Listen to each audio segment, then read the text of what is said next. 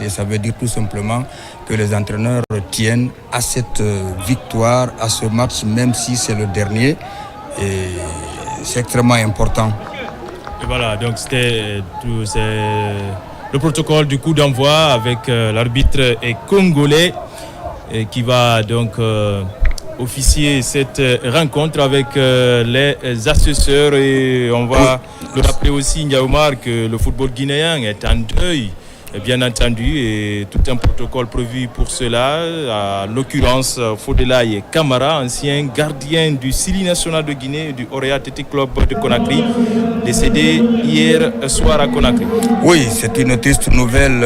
Encore la mort a frappé à la grande porte du sport guinéen, particulièrement du football. Fodelaye Camara, gardien du Sarenka Dokoya, ensuite du Orea, de l'équipe nationale. C'est un garçon que nous avons découvert en 87 ici à Conakry à la faveur de la Coupe Cabral.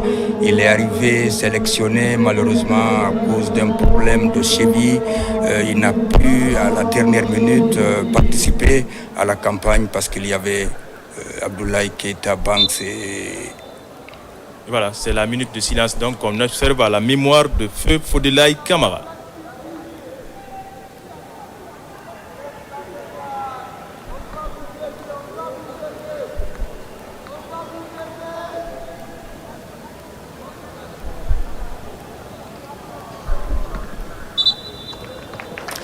Voilà, je disais qu'il n'a pu participer à cette sélection qui a disputé et gagné la Coupe Cabral à Conakry ici, parce qu'il y avait finalement dans le but un Fili Sissoko et puis Abdoulaye Keita Banks.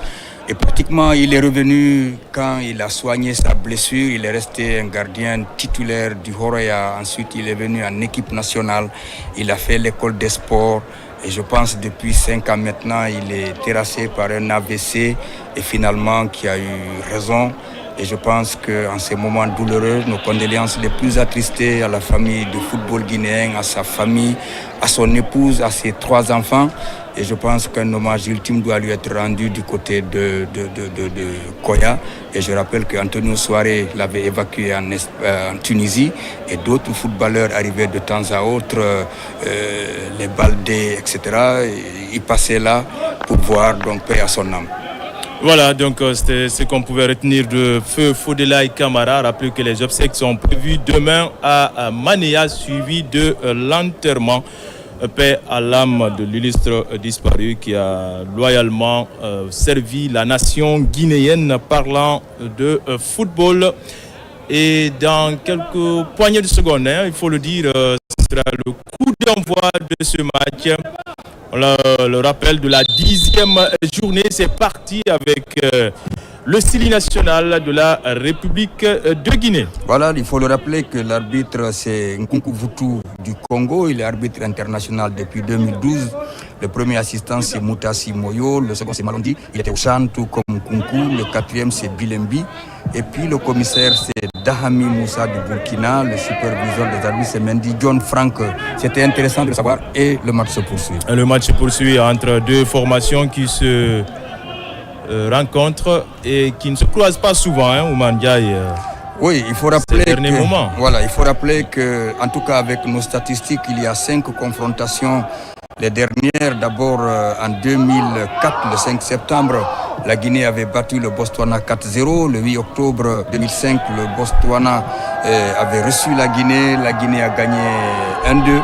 Et puis le 28 janvier 2012, le Botswana avait été battu par la Guinée 1-6, ça c'était à la CAN. Le 21 novembre 2023, Botswana, Guinée 1-0 en éliminatoire de la Coupe du Monde. Ce qui fait que dans ces confrontations, la Guinée, ça te fait 3 victoires, 1 défaite, 12 buts marqués, 2 encaissés. Et à l'inverse, naturellement, le Botswana, 3 défaites, 1 seule victoire, 2 buts marqués, 12 buts encaissés. Et voilà, c'est parti donc cette balle en profondeur de Mohamed Ali Camara qui cherchait aussitôt l'appui sur le vice-vortant Sekoumar Traoré et Abdou Karim Traoré, j'allais dire, auteur d'un match remarquable pour sa première avec la sélection guinéenne. Oui, vous avez vu déjà dans ce match-là sa position. Il est allé sur Gossipula, le gardien de but. Donc c'était un marquage très haut. Il fait un pressing qui va obliger la défense à ne pas conserver le ballon. Et c'est tant mieux pour cette façon d'être un attaquant très offensif qui cherche le but. Allez, c'est sur la droite maintenant avec Djaby Camara qui aussi est titulaire ce soir. Le joueur de Bastia. Plutôt Djaby de Calvina en Liga tchèque. Et dans des matchs comme ça, c'est comme les remplaçants. Chaque fois qu'un remplaçant a l'opportunité de prendre part à une rencontre, c'est difficile de le remplacer. Donc tous ceux qui tentent pour une première fois une sélection ou une deuxième, ils donnent le meilleur d'eux-mêmes et c'est pour cela que c'est sans surprise, vous les voyez plus engagés. Les Botswanais avec cette récupération, attention, le pressing guinéen, ils vont finalement s'en sortir sur l'aile droite là-bas de l'attaque botswanaise. Attention à l'oreille de la surface de réparation, la frappe contrée avec l'opposition de Mohamed Ali Camara. Ça profite aux Guinéens désormais avec Morlaï qui va allonger pour Ali Badara finalement. Oui, il ici a été repris de justesse. Ici, il y a eu un manque un peu de communication parce qu'il n'a pas levé la tête. Allez, attention, c'est dans la surface guinéenne désormais. Cette frappe contrée et le premier corner de la partie. Oui, heureusement que Mohamed Ali était là et je pense que pour le moment, le Botswana tente de prendre la direction des opérations et c'est ce que le Sili national qui reçoit devrait logiquement éviter. C'est au Sili national d'imprimer une allure, c'est peut-être l'entame de la rencontre, mais quand on dit tout ce qui commence bien finit bien, il faut faire attention avec ces équipes qui jouent maintenant sans complexe. Voilà, qui renvoie ce ballon de la tête sur ce corner. Et rapidement, les Botswanais toujours qui vont mettre le pressing. Attention, ce coup de tête finalement qui ne va pas inquiéter Soumaïla Camara à ses buts. Pour le moment, c'est un début de partie, on peut dire, décousu. Mais vous voyez les Guinéens qui calment, peut-être ils cherchent le partenaire le mieux placé, mais malheureusement c'est cette balle qui sort et c'est cette communication-là, ce jeu utile et essentiel qu'il faudra pratiquer. C'est de cela qu'on a besoin. Un gardien qui prend tout le temps d'abord de relancer automatiquement et de surcroît qui dégage une balle pour un latéral, ça sort, ça donne toujours une relance pour l'équipe adverse. Voilà, on l'a dit, on l'a sorti tout à l'heure, hein, les rencontres qui se jouent simultanément pour cette 10e et dernière journée. Le Mozambique qui mène pour le moment face à la Somalie, 1-0, tandis que l'Algérie joue un moment contre l'Ouganda. Oui, le Mozambique, ça fait maintenant 21 points. Ah oui. Ils sont très bien partis pour finir parmi les 4 meilleurs deuxièmes mozambicains. Si les choses ne changent pas. Voilà, jusque-là. Dans les autres rencontres. Allez, les Guinéens qui vont mettre le pied sur le ballon avec le joueur de Leganés, c'est Louba Sissi. Pas tellement de solutions. Il s'appuie sur le capitaine du jour, Mori Konaté. Il va jouer avec Mohamed Ali, Seydouba, Badra pour cette petite déviation. Attention, Djaby Camara dans ses œuvres, ce qui est très bien fait. Morlaï désormais qui va alerter sur la gauche là-bas, la montée de Sekou Marsila, finalement repris de justesse. Oui, les Botswanais qui vont récupérer aussitôt. Voilà, et puis ils mettent en tout cas beaucoup plus le côté physique que technique, cette équipe du Botswana. Il faudrait maintenant que le Sili national essaie d'épouser son système parce que le dernier match c'était du 4-2-3-1 et curieusement aussi le Botswana avait joué avec ce même dispositif du 4-2-3-1, donc ça va être un peu difficile les matchs cadenassés. Le premier but va être essentiel et important pour la suite de la rencontre. Mori Konaté pour Mohamed Ali. Qui est monté en position de milieu de terrain. On essaie d'écarter. C'est Marsila désormais qui va jouer pour Badra. Il a le regard. Badra qui va fixer Ali Badara. Le centre de la surface de réparation. La petite panique dans le camp botswanais. Attention, le gardien qui a eu quelques soucis avant de se saisir de ce ballon. Et là, il y avait déjà la Baldé de par sa position et heureusement que le gardien a su, comme un basketteur, reprendre ce ballon de l'autre main, sinon Baldé pouvait le récupérer et inscrire le but.